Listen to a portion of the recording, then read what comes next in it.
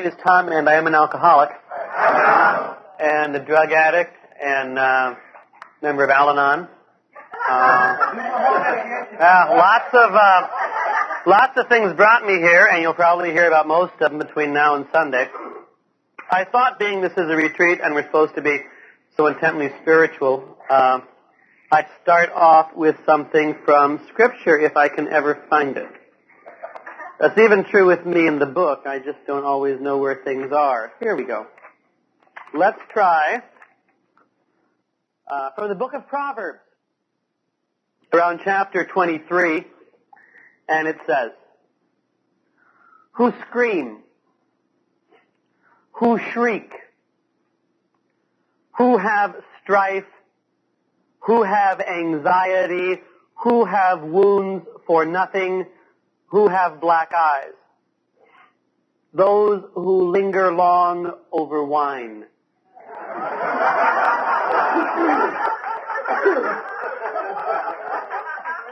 Those who engage in trials of blended wine. Look not on the wine when it is red, when it sparkles in the glass. It goes down smoothly, but in the end it bites like a serpent or a poisonous adder. Your eyes behold strange sights. Your heart utters disordered thoughts. You're like one now lying in the depths of the sea, now sprawled at the top of the mast. They struck me, but it pained me not. They beat me, but I felt it not. When shall I wake up to seek wine once again? And that is the word of the Lord.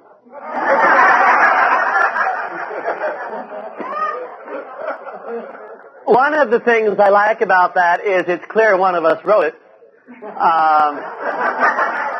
And until alcoholism was at all explained and described, that little section from Proverbs was translated into a lot of nonsense.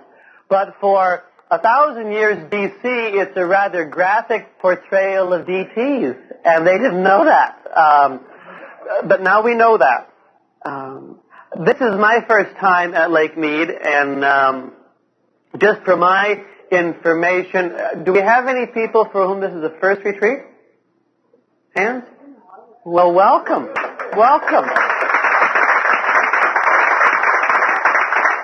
This can be a real scary experience because, you've heard about them, from all these wild-eyed crazy people, and you kind of wonder what's going to happen in the course of a weekend. Well, for those of you for whom this is the first time thing, we pretty much all have a list, and we're going to try to follow that list. I mean, I think it's in that magic packet. People who put together packets are very organized. I can never do it. But we're going to have times together in here where I'm going to talk about different stuff, and there's times of eating and times of sleeping. This is not a cult situation where we keep you up for 48 hours and then make you sign documents. But some people do sleep real badly on retreats. And that just goes across the board, and you should know that some people are so excited on their retreat that they can't sleep, and there are all these people they haven't seen, they want to say hello, and they get very, crazy like that. Now, if that is the way you operate, that's wonderful. Some people, though, the sleep might not be a real easy thing tonight for some people. Some people are just real anxious about retreats because they don't know what they are, or they do know what they are. And this is a weekend of real easy does it. Real easy does it. Some of us practice programs that are very heavy does it, Life is hard, then you die, that kind of stuff. And if that's your program, I'm not going to affirm that at all this weekend. I think that's an awful way to live.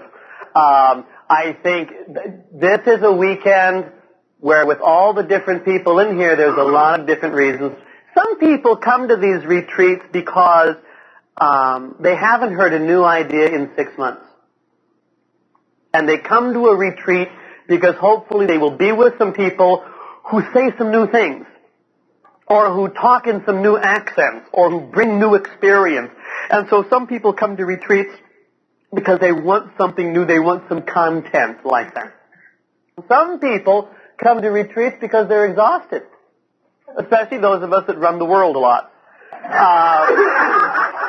And what we need to do is take some time off. What I would suggest for those of us, most of us work, what I would suggest for like the people who haven't slept in a long time, if you can tonight, get to sleep early and sleep in tomorrow morning. Take a big nap in the afternoon, get to sleep early Saturday night, sleep in Sunday morning, and when you go back home Sunday evening, people will be amazed at how wonderful you look. And they will say, where have you been? And you'll say, on a retreat. And it will continue the mythology. But what you did was you let yourself sleep some, that's wonderful stuff for a lot of us. Some people come here because we need some quiet time. And there's plenty of space for quiet time. If you want to be quiet, I would suggest don't sit in this room a lot, because this is a room for folks that want to chat. If you need conversation, the only person you've talked to in the past 6 months is your sponsor, and your sponsor's on your case. Come on in here and spend some time with folks that aren't yelling at you a lot. But if you want quiet and space, there's a lot of territory out there where there's quiet and space, and half an hour of that, or an hour of that, or 20 minutes, or a whole afternoon tomorrow can be one of the healthiest things you've done in a long time. I recommend that. Some people come to retreats on a regular basis, and being around the program for a while, I find that some of the folks with the happiest sobriety make retreats a regular part of their program. And it is a real attraction, a program of attraction rather than promotion. And if this is a good weekend for you, I hope you feel free to be able to continue going back to a lot of retreats. There's a myth in California, where I'm from, that the healthiest people go on retreats. Wrong. I think those of us that go on retreats a lot are those of us that need it a lot and value it a lot, and it's just a real special kind of time. I do think God works overtime a lot on weekends like this. So, for newcomers, just stick with us and we'll see what happens. This, by the way, I'm a Catholic priest, but a weekend like this is not a secret attempt to turn anybody Catholic, I assure you. We have enough trouble with our own. And we do not need a whole slew of crazy people, more coming in complaining about why isn't it like it was last year. Who needs that? So relax on that. For people for whom this is the 903rd retreat, okay, because some people do become retreat junkies, this retreat will be different. Will it be better or worse? It'll be different. The reason it's different is because we're all different from last year. Each one of us is, if we've been alive at all, we've gone. I know there are a couple of places where I'll do a retreat almost on a regular basis every year. Every 2 years I'm there, and so I become familiar with some of the folks. And some years people come to a retreat in crisis. I mean, the most awful things have happened, just that week. Job crisis, relationship crisis, kid crisis, health crisis. And other years, things are just fine. So, people are different all the time. Anything I'm going to say, I'm sure you've heard before. I'm not the most creative person. Most of what I talk about are ideas that I've stolen from other people, and they just make a lot of sense to me, so I just snag them and make them my own, and pass them on. And they're free. They're really free. The rule of thumb that I would suggest is this. If anything I say or anybody else says this weekend is helpful, use it. And if it's not helpful, don't use it. I mean that too. Who's to say? You are.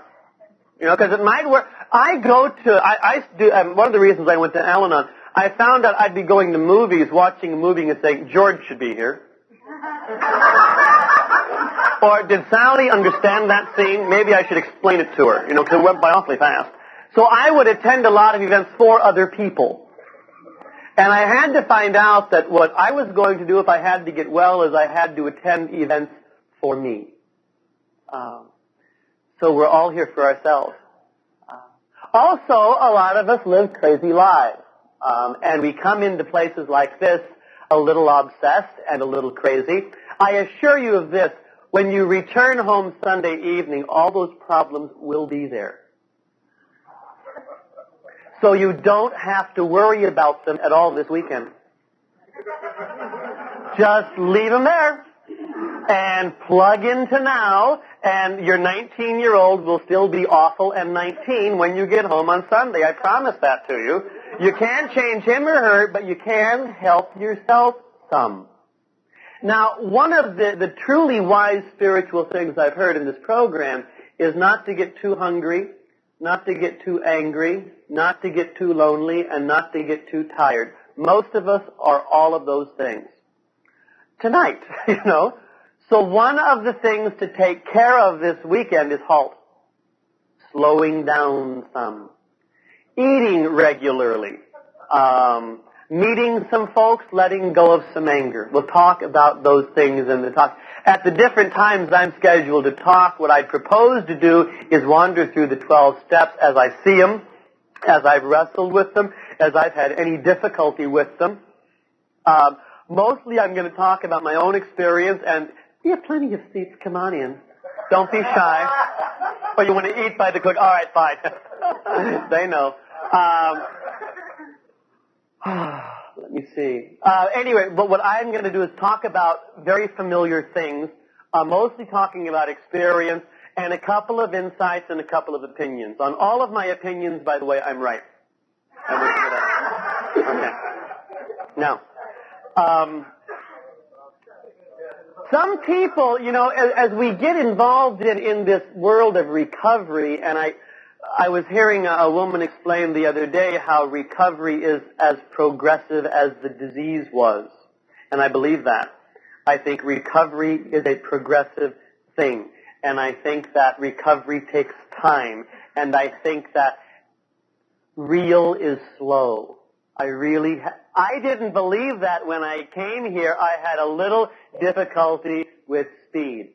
And as far as I was concerned, fast was real, and the faster, the more real. And I loved fast, and I loved flashy, and I loved, quick, dramatic, instantaneous changes. And as a rule of thumb, quick, dramatic, and instantaneous changes don't last. Slow is real. And it takes time to get well. And it takes time to recover. And it takes time to learn how to laugh again, and learn how to cry again, and learn how to love again. But a lot of us with our little obsessions think we're on this time schedule, I'm 6 months sober, I should be doing X, Y, and Z by now, This is fostered by if you go and say, I'm suicidal, they say, how sober are you? I'd say 9 months, they'd say, you're right on schedule. On what schedule? Where is that in the book? Well, it's nowhere in the book. Some people seem to get well real fast, and I'm a slow getter-weller. I believe in slow. There's one character in California who says that your first year of sobriety is when everything physical gets taken care of, and your second year of sobriety is when the emotional gets taken care of, and your third year of sobriety is when your spiritual things get settled. Well, that might be true if you're real fast. But for a lot of us, it takes a year or two to get physical things back in place. And 2 or 3 years to get emotions that all back into normal. And maybe 2 or 3 years to get spirituality put into perspective. I'm of the opinion that if you're 5 years sober, you're in early sobriety.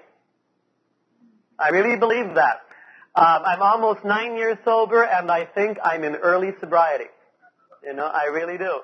And because the problem is when I start saying, how many days do you have? We start comparing a lot, and we start doing mine is bigger than yours, which happens in some areas, probably not in Nevada, but it does happen. And it's just real difficult to focus in on the fact that different people have different rates, and it takes time, and slow is real, and what exists is today. That's what's real. Some anthropologists off in New Zealand, Australia, were doing a big study of the Aborigines. And the Aborigines, by the Australians, are called Abos. And these people were nomads and lived very close to the earth and lived in areas of incredible desert. And so moisture and water were big issues, and food supply was limited, and they lived real close to the land. And anthropologists would watch them. And they would notice this whole tribe of Abos would be going along and all of a sudden just stop. Not sit down, not take a bathroom break, not make camp. They just stop. Then, for no apparent reason, they'd start going again and walk on for a while more, then they might stop again. Go on again. And this pattern drove the anthropologists crazy because they were trying to figure out what's the pattern, what are they doing, what are these people doing. And finally, after watching this for months and months and months, trying to figure out what's going on, they approached one of the old wise people of the tribe and they said, what are you doing? We see you stop and you're traveling along and things are fine, and for no apparent reason you stop and just stand still. What's going on? And the old man looked at the anthropologist as if he were talking to a child and said, we stop so that our souls may catch up with us. Now that's something lots of us need to hear, because we're busy already figuring out what's going to happen Sunday night when I go home to the 19-year-old. You know? Stopping so souls can catch up with us is an important part of being sober. Slowing down.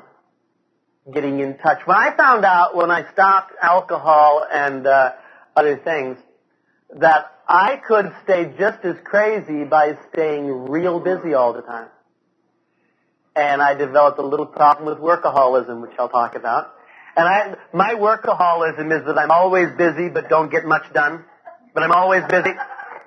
And I found if I'm doing that all the time, it ensures the fact that I'm not going to be feeling very much. And a lot of getting well has to do with a lot of feelings. The first step of recovery in my book says that we admitted we were powerless over alcohol, that our lives had become unmanageable. I was a couple of months sober before I asked anybody to be my sponsor. I didn't understand the rules here at all. And I think, sometimes we figure that people figure this out real fast. I mean, how the program works and how meetings run. And I really didn't. I'm a slow study. But I'd go to meetings and people would do this razzmatazz about sponsors. You gotta have a sponsor. You gotta have a sponsor. And I didn't know why. But I finally, at 3 or 4 months sober, asked a fella to be my sponsor. And he was a Vietnam vet and he was a couple of years younger than I was. And what we did as sponsor or sponsee was we would hang out together. That's basically what it came down to. And when I felt exceptionally awful, I would say, James, I feel exceptionally awful. And he would say, what step are you working? Now that was the relationship for a year. But I said, I don't know what step I'm working. I don't understand the steps. And my problem with the steps was that they were all English words, but it made no difference. So James would say, read the first step to yourself. And I said, all right. Okay. He says, now what does it say? And I says, well, this step says that I was powerless over alcohol and that my life had become unmanageable. And he said, wrong. He said, read the first step. What's it say? I was powerless over alcohol and my life had become unmanageable. He said, wrong. Well, he did that for a long enough time to make me feel very angry and very stupid. And I was saying, what are you trying to do? He says, read it out loud. And I said, we admitted we were powerless over alcohol in our lives. He said, exactly, we. Not I. We. He said a very significant word in the 12 steps, and a word that a lot of us skip over because we don't bother to notice. is the word we. Because I alone, isolated, am hopeless. But we together have hope. And it's a real important thing to be conscious of the fact that in getting well, we're joining a group. In some sense, we're joining a group. You cannot get well alone. I believe that. Well, I want to be independent, all that stuff. A woman named Blanche explained it like this. She said, babies are dependent. They really are. Adolescents are independent. That's why they're so wonderful to live with. But adults are interdependent. Adults give and take. And that's why it's a whole new world to most of us, because we're stuck in being 15. And independent, leave me alone, me first, out of my way, don't tell me what to do, I'm fine. That's what 15-year-olds do. But learning how to be an adult means learning how to give and learning how to take and learning how to change and learning how to contribute and learn. It's no longer me first, it's my turn. That's a new world to a lot of us, being able to take our turns. One of the first spiritual awakenings I had in this program took place in Berkeley when I was about 9 months sober. I went into a meeting on our Berkeley Wednesday night group, and I was sitting, they read the 5th chapter and all that stuff, and I was waiting for the meeting to get started. And I looked around the room and suddenly noticed that I was not the only person in the room. Now this is 6, 7, 8, 9 months sober, and I was floored. I am not the only person in we. My arrogance is the arrogance of saying, if you really knew who I was, you would nicely ask me to leave. Hopefully nicely. I never felt like I belonged. I never felt worthy. I never felt whole. I never felt complete. I was always very inadequate and embarrassed to be me. And that if you knew me, you would say, please leave. This is a nice joint, What occurred to me in that room once I noticed there were other women and men in the room, my logical mind said, Tom, everybody in this room has a right to be here. You're in this room. You've got a right to be here too. It was belonging that finally started to happen after 6 or 7 or 8 or 9 months. Starting to feel like I belong. I came in very isolated. My drinking story, I don't have a horror story drinking. I really wish I did. I've heard people share about where they've been after a couple of social drinks, and it's most amazing. We had the shortest and most horrifying qualification I ever heard was a longshoreman in San Francisco named Frank. All longshoremen are named Frank. And he said, my name is Frank and I'm an alcoholic and I drank till I killed a man. Does anyone have a topic? Well, I'm impressed, I never got a drunk driving ticket, ever. I never spent a night in jail. I never was fired from a job because of drinking.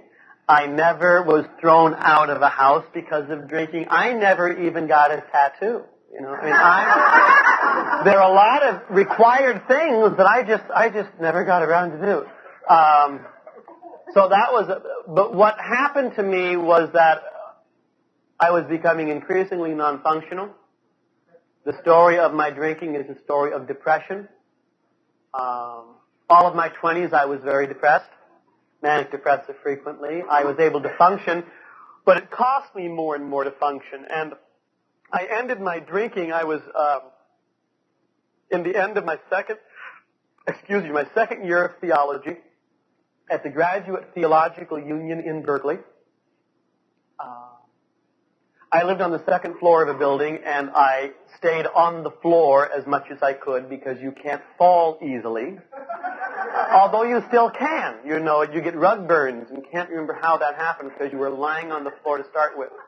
I had the curtains pulled. I feel very warm and secure with pulled curtains. And the reason I had the curtains pulled was because they were out there. Now, if you don't know who they are, you're not ready for the program yet.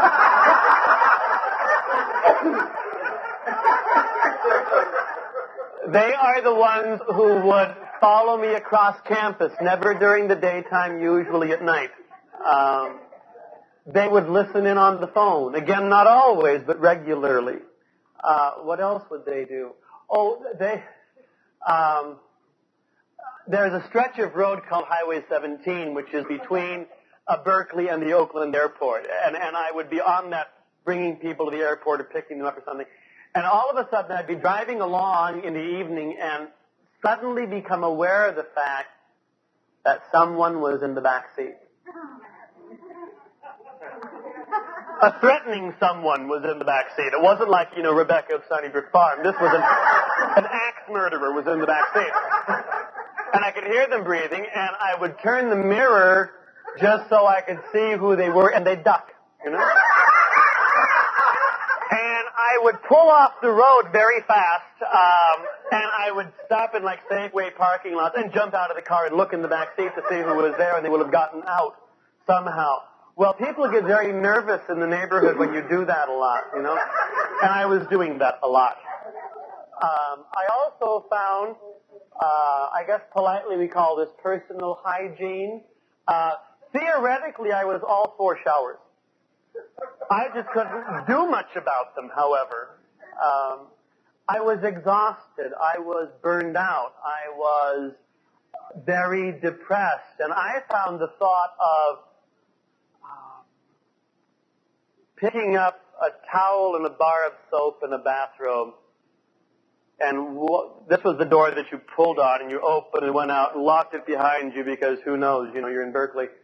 And we'd walk down to the shower, and then you push that door open, and you put the towel and take the robe off and get the water just right, and go in and wash everything with soap, and then rinse off everything without the soap, drying, putting the towel back on you and back to your room. That was an exhausting process for me, so I just stopped doing it. And washing clothes, who had time? I mean, this was one of those other little bourgeois things, that I didn't want to get involved with anymore, so I didn't. And food became a big issue. Again, I was all for food, but I just couldn't do it. A woman in the neighborhood cooked a lamb curry.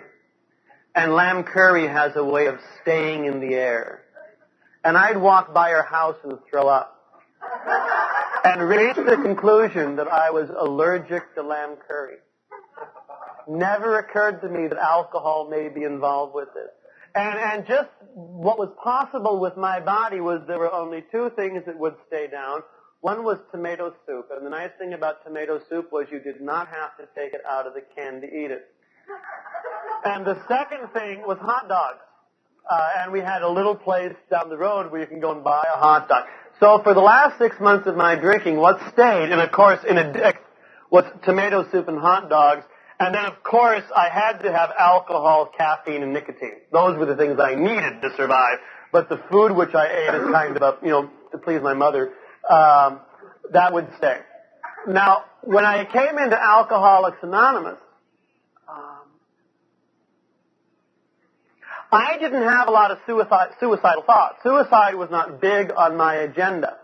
When I was much younger in college, I thought of suicide. Who doesn't in college? I thought that was a very normal response to the situation.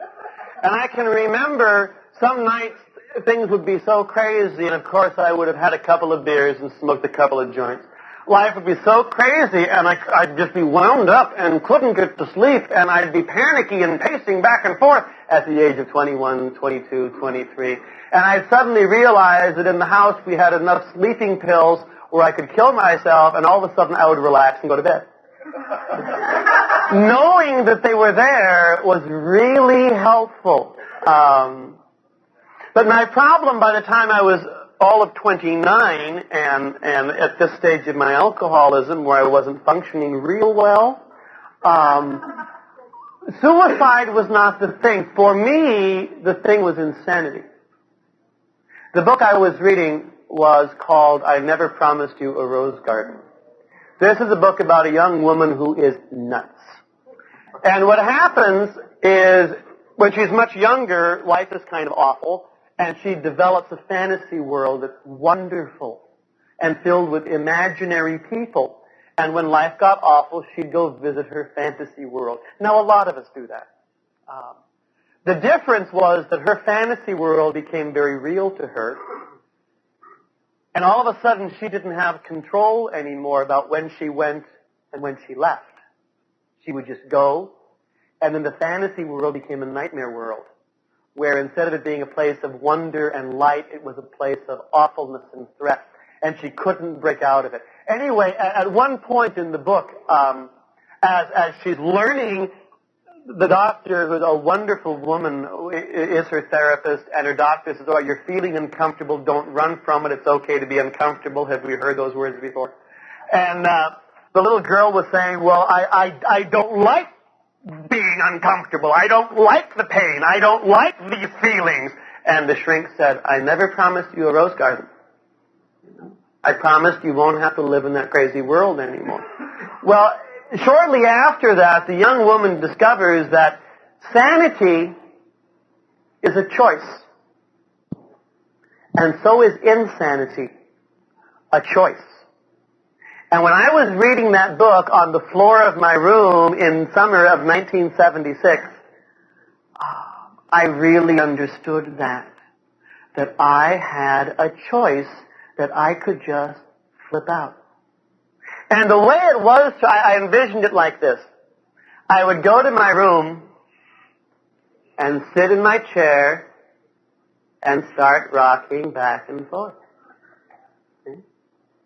And in a couple of days, they'd come to find me. And I'd be rocking back and forth. And they'd say, "Tom!" And Tom wouldn't be home. And they'd take me to a place where I could rock back and forth for a long time. And they'd take me for walks and feed me. And then in about 20, 25, 30 years, I'd come back to see if anything had gotten better. And if it hadn't gotten better, I was going to stay gone. Boom. Now, at the age of 29, to me, that seemed like a remarkably attractive option to the way I was living my life. And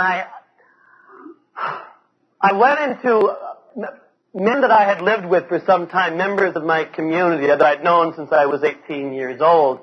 A couple of them started going to Al-Anon because they began finding out that when I said, "Good Lord, I don't remember that," I wasn't lying. And it took them years to figure that I wasn't lying out. And anyway, they were very concerned about me, and they learned all of those Al-Anon tricks that they teach in the secret Al-Anon sessions. And one evening, a friend of mine and I had gone out, and we went to visit a former student named Charlie, as a matter of fact, in Berkeley. And Charlie brought out a bottle of vodka, and Charlie doesn't drink because both of his parents were on the program. I didn't know that. My buddy had a drink, and I drank the bottle, which was the normal way of doing things. And I was hilarious and charming and amusing. And then got out on the street, went into a blackout, and came out of it 5 hours later feeling vaguely uncomfortable. But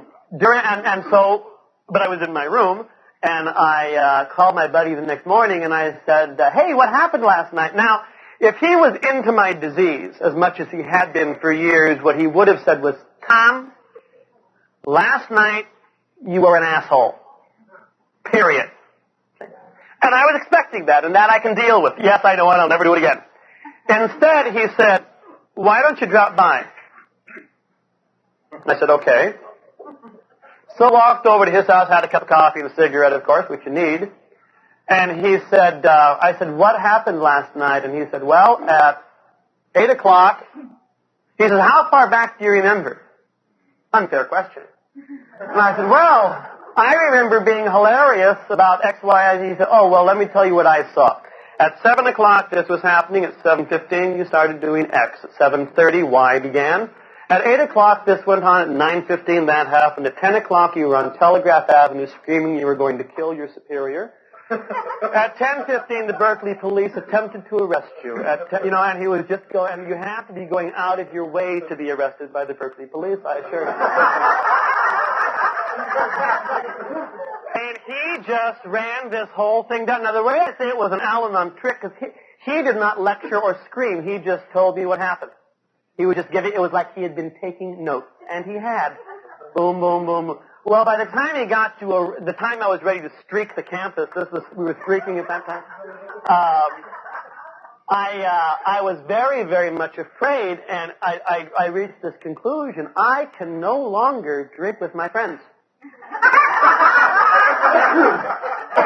Because they'll remember this stuff, And anyway, that was the beginning of the summer. By the end of the summer, I was intervened on, and I was put into a 21-day treatment program.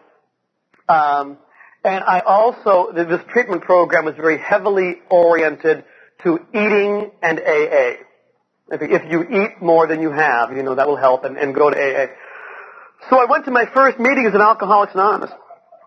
Now, the first time I went to an AA meeting actually was like in 1970 or 71 up in a little town called Nespelem, Washington, which is a little Indian village where the Nez Perce and the Colville tribes live, and they had a little AA meeting there, and I went because I used to hang out in that area, and I was bored, and I was, 20, 21, 22.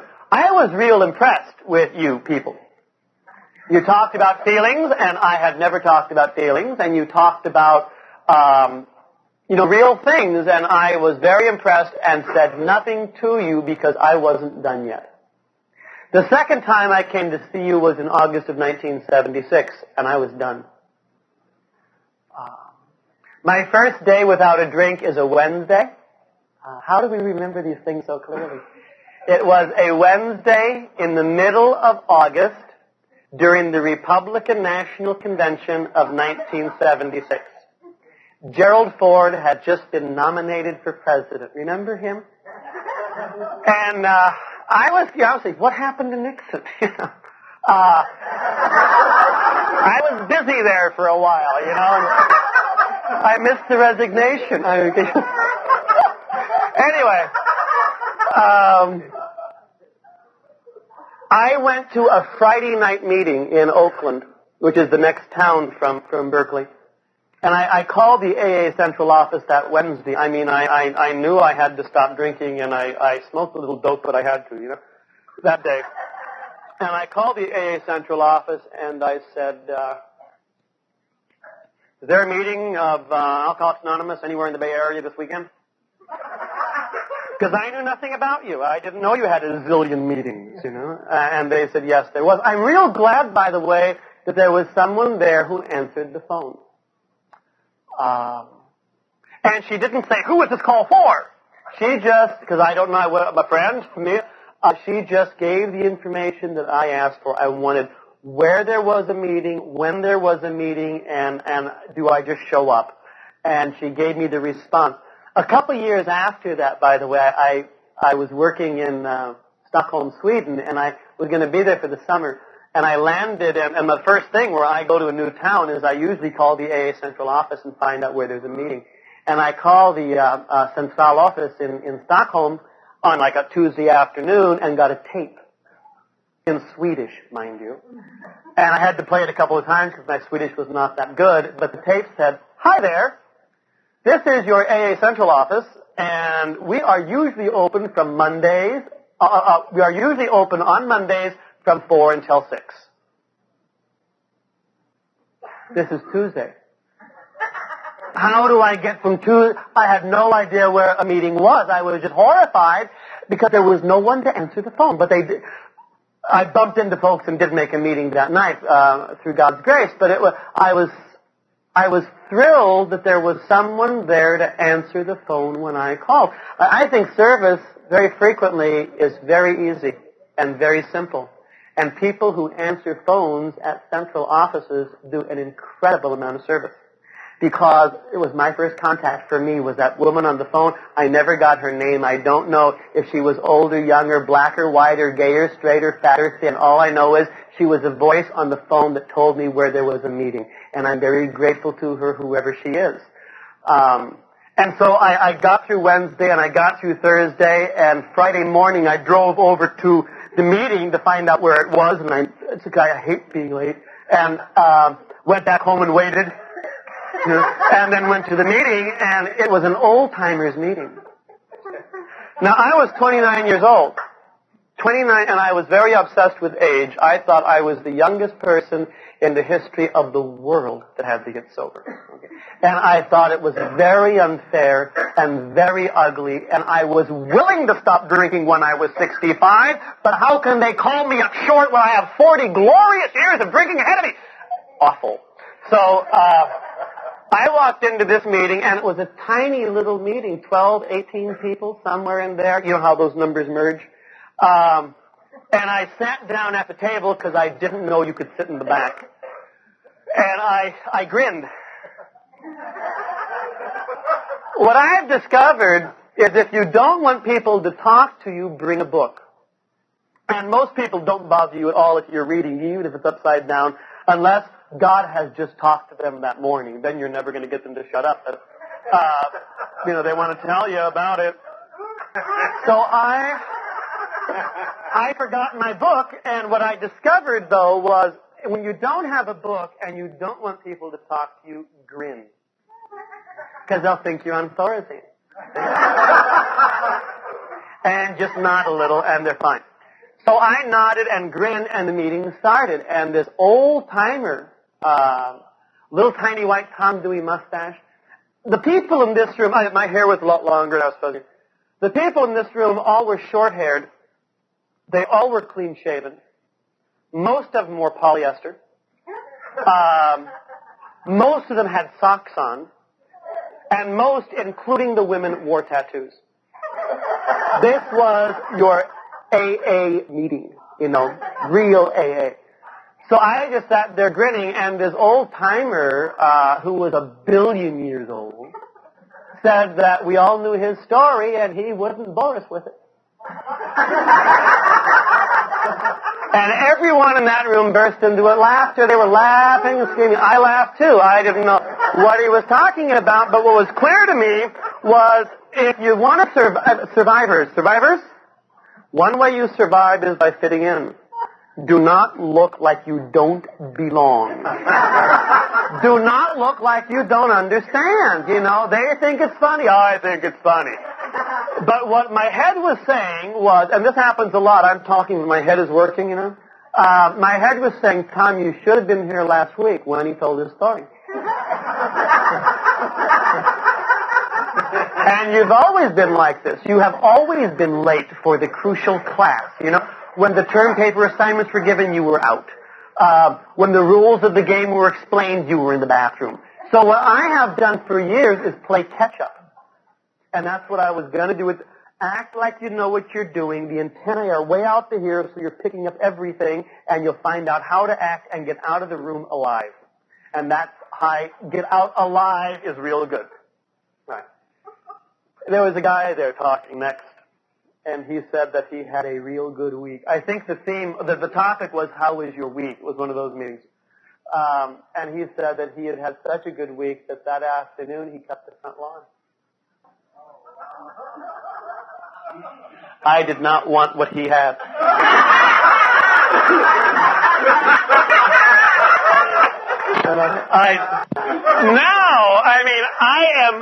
I'm very impressed with anybody who can do yard work and the laundry in the same week. And if you can do that, I think you're heroic. Because it's very difficult. Anyway, I was not impressed then. There was a married couple at this meeting, male-female. And they were married to each other. And they were talking to each other. And touching each other affectionately. I hadn't seen that in years. And I thought that was the most bizarre thing I had seen. That, where do these people come from? And then it was my turn to talk. Well, I said, my name is Tom, and I'm an alcoholic. And they said, "Hi, Tom!" It takes a long time to get used to that. It really does. I think it was months before I just took it like a blow. It was all this shouting and group participation. It reminded me of a movie called The Rocky Horror Picture Show. I don't know if you've ever seen it, but it is exactly like Berkeley AA, if you ever do see it. People wear costumes and act out. All right. I told this group of people with whom I had nothing in common. I mean, I was younger by them all by 30 years, and, the sock issue was a big issue. I said that I hadn't had a drink since Tuesday night, which was true. And my last drink was beer, which isn't alcohol, as we all know. And it was 2 pitchers of beer.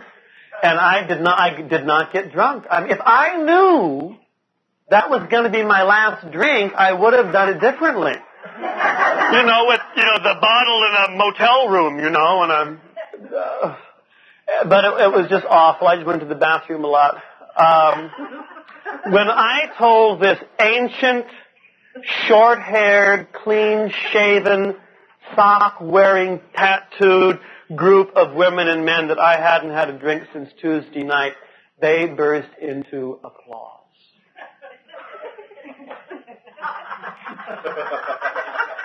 And that never happened to me before. That really nonplussed me, as we say. Because before, when dealing with people out on planet Earth, and you say, I haven't had a drink in a month, they don't clap. They look embarrassed, or they change the subject, or they ask the children to leave the room. These people applaud, and I got a lot of that, These people applauded because they knew what it meant to not have a drink since Tuesday night. And I never met anybody like that before. It was at that moment that I felt hope. I was not real glad to be there, though, for a long time. I want to make that real clear. Like sometimes with newcomers, we'll do that. There was a meeting I went to for years in Los Angeles. I was sober in L.A. for 4 years. And L.A. has its own distinctive style of doing anything, as you know. Anyway, there was a meeting called Hollywood Saturday Night. Everyone wore dark glasses and called each other darling. But there were like 300 people in the room. And it was a real well-lit room. There's some AA meetings can be divided into 2 groups. One have the one light bulb hanging from the ceiling, and it's dark and murky and filled with cigarette smoke. The other is brilliantly lit, filled with cigarette smoke. All right, those are your 2 kinds of. This was the brilliantly lit type, and there were 300 people, everyone upbeat, and it was just tremendous energy. And they would start the meeting reading the 5th chapter. Then they would say, turn to the people next to you and say hello, very upbeat. I hated it. And I was at this meeting, and they said, are there any newcomers among us? Would you like to raise your hand? And you saw these women and men holding onto the chair with one hand and having the other one being shoved up by their sponsor, All right. Then the chair would say, would you like to stand up and give us your name? The answer is no, I'm lucky to be in the room, and you want me to talk to the group and use that word. Awful.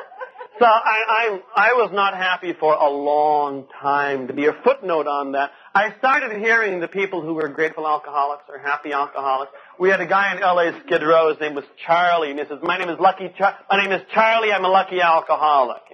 So we always called him Lucky Charlie. Well, that to me sounded schlocky. It sounded insincere. It sure wasn't this. What grateful alcoholic was not me. I was sober 3 years, I guess, and I was in a meeting in the San Fernando Valley, which is like visiting 1953. And this guy on the podium early 1953. It was like March. This guy on the podium said, you know, I'm not grateful that I'm an alcoholic, but I'm real grateful you are. And that, bong, that was true for me. That my first gratitude around being an alcoholic was that you were. And then it kind of spread to where now I'm very peaceful with it. But I do not have a quick romance with AA. I talked about that first meeting feeling hopeful. What's important for you to realize is hopeful is not my favorite feeling. I was not home at my first meeting. Hopeful for me, I have to explain, pardon me for getting a little denominational this evening, but it comes part from being raised Roman Catholic, and it has to do with the afterlife. Okay. Now, we were told, as small children, that if you were extraordinarily good and died, you went directly to heaven. You know, that consisted of Jesus and his mother. That's who that happened to. If, on the other hand, you were awful, dreadful, loathsome, disgusting to the max, when you died, you did not pass go, you did not collect $200, you went directly to hell. Now, the question, therefore, is, what about the 97% of us in the middle? See? Who have good days and bad days, you know? Who have some weaknesses and some strengths, and, you know, I mean, it's the vast majority. Where do we go? Well, there was a place called purgatory. Okay. This is a familiar word to some of you. All right, now, purgatory is where you go to get cleansed, to get purged, to get cleaned up so you can enter heaven. Okay. Now, what's the difference between hell and purgatory? Well, they would say hell is a place of fire and brimstone and pain and anguish and loathsomeness and misery that goes on forever. Purgatory, on the other hand, is a place of fire and brimstone and anguish and misery and loathsomeness that only goes on for 100 zillion years. Therefore, in purgatory, there is hope. Okay. And the hope is this, even though this is awful, in 100 zillion years I'll get out. That's what hope, and hope has always meant that to me. Hope is not, oh, I'm so hopeful. Hope is, in 100 zillion years I'll get out. That's what it means for me. So at my first meeting, I was hopeful, but not happy. You know, you understand the problem that I come, all right. Now, what was I hopeful for? Because I think you need to be concretely hopeful about stuff. At that meeting, my hope was this. It was vivid. Looking back, it was just clear to me, you know, that as they say, more is revealed, and you suddenly notice what was going on. You didn't notice it when the next. All right. In that Friday in August of 1976, at that old-timers meeting, I was hopeful that if I went to these meetings forever and never had another drink or a joint or a pill for as long as I lived, and I was going to live to be real old. If I did all that, what I was hopeful for was that it won't get any worse. And in August of 76, that seemed like a bargain.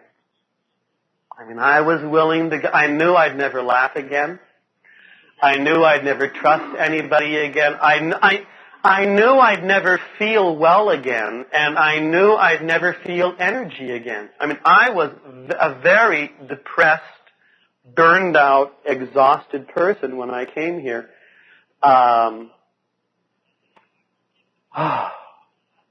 6 months later,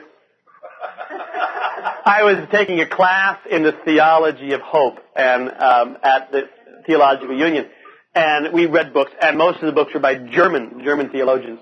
And when you read a lot of German theologians, you find out that one of their big issues is, why did we lose the Second World War? That's a big issue for German theologians.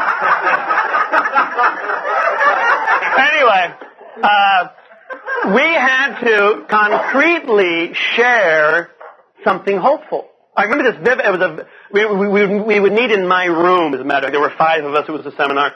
And at 6 months clean and sober, what I shared as my concrete hope was this.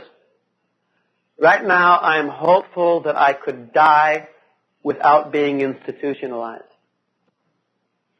And I thought that was sensational. And the other 5 people in the room were horrified.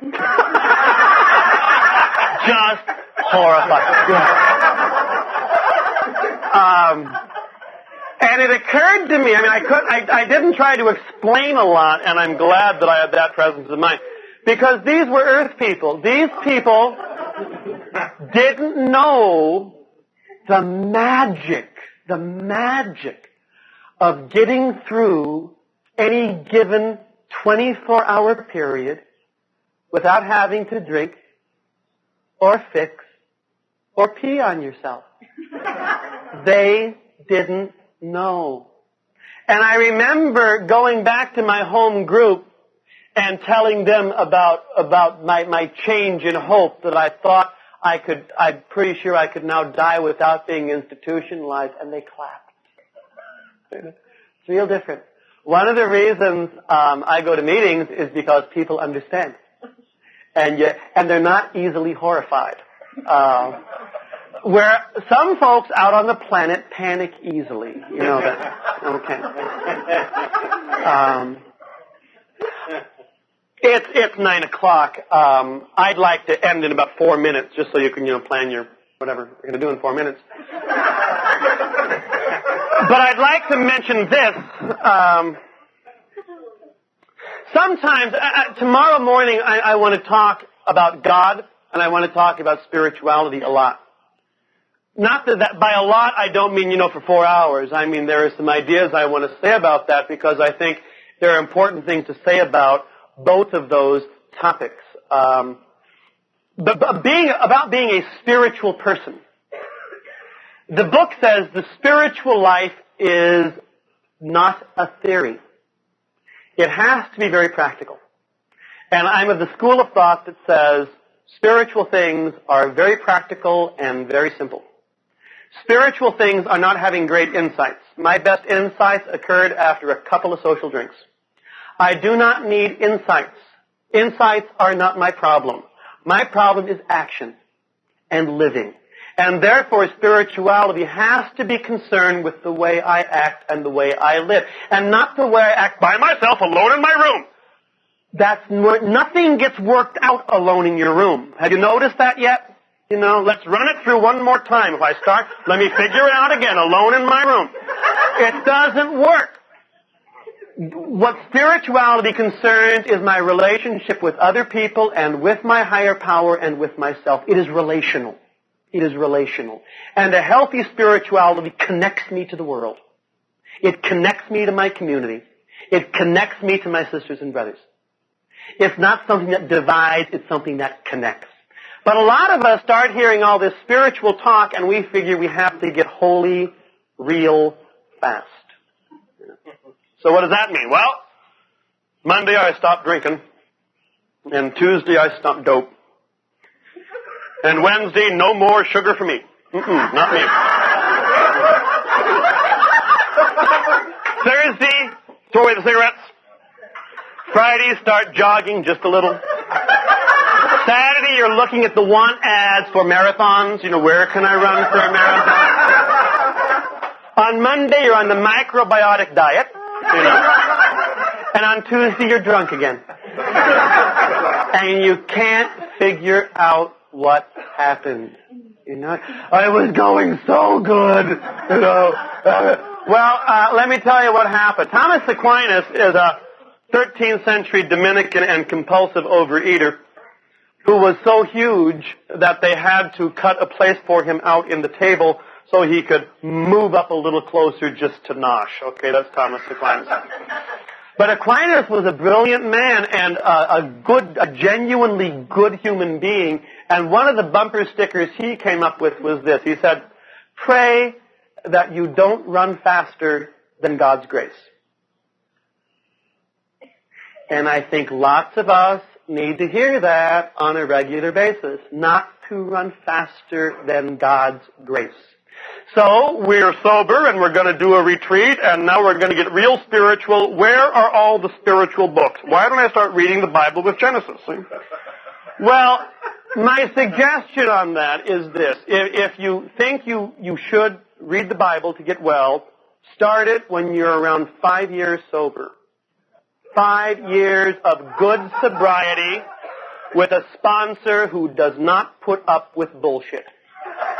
Then you can start to do that. And there are libraries filled with spiritual books, and lots of them are good. Some of them are nuts. But lots of them are good. When should I start reading all of those? After 5 years of sobriety, if you've got a good sponsor who doesn't put up with bullshit.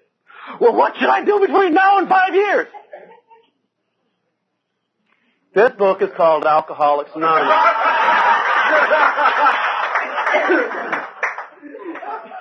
And I'm not someone who reads it all the time. I'm really not. I don't have, every day I read a chapter. If I was that disciplined, I'd be governor of California. I just can't do that. But what I do is I regularly read it, which means a couple of times a month, or a couple of times a year, or a couple of times a day, but regularly. And I kind of find that it regularly changes. And I stick notes in here, and I cross things out that I don't like, and then I have to write them back in. This book is something I have to get real familiar with. Everything in here is reaffirmed by any spiritual book that's healthy. So reading this means you're not, but it speaks a language we use. And it talks about our experience. And it's real practical. And you don't have to rush. We're going to be alive for a long time. And we have lots of time to read lots of things. And I really am a believer in using basic literature to get a basic program of how to meditate, how to pray, how to live a life in connection with other people. I'm going to use both the Hebrew scriptures and the Christian scriptures because I'm familiar with some of them, and I find that they illustrate points I want to make a lot, and I hope that doesn't offend anybody. Again, if it helps, use it. If it doesn't help, ignore it. And I'm also going to make references to the book because I find that the book is an inspired work. And it's not written pretty. And I like that. I really do. So there. Some folks may want to chat with me tomorrow. Tonight, I'd basically like to go to my room and pass out. But tomorrow, I'll have a sign-up list for folks who might just want to chat. Well, what do you talk about to a priest? Whatever you want. Say hello. If it's been a while since you've seen one of us. If you are raised a good Baptist and think we have horns, you might want to check that out. Really, it's not there. If you want to do a fifth step, I'm available for that. If you just want to, share something that you don't feel comfortable sharing at your home group, because they lynched the last one who shared that. Don't you love that? Tell the truth at these meetings, but don't say that. Anyway, I'll be available for any of that. Or if you just want to talk about the weather, I'm good on weather. I really am.